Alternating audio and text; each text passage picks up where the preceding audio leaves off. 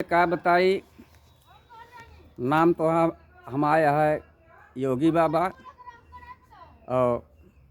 जिला ये प्रतापगढ़ा का तो बहरे से ना आया यही घर दुआर हमारे यहीं से ऐसे चला जाए भैया तो ये सही हुआ नदिया किनरवा एक ठी छोट के गांव मवैया है और वही मवैया गाँव नहीं खाइए यही उसके बाद ऐसे सब कहे लागे कहन भैया तो बहुत नीक लागत है एम कहे नीक लागी तो मारा दो बड़ा भाई ना नीक लागी तो का अब और का बताइए से ज़्यादा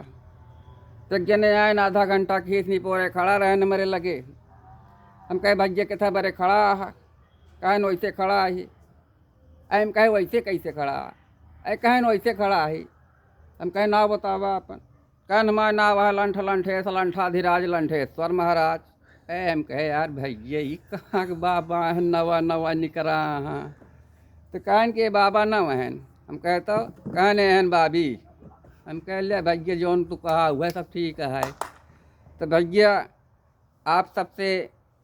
यह निवेदन बा कि आप सबके सेवा में हम ऐसे बराबर मिलत रहा आप सबका और आप सबके आशीर्वाद रहे और आप सबके चरण के आशीर्वाद रहे कृपा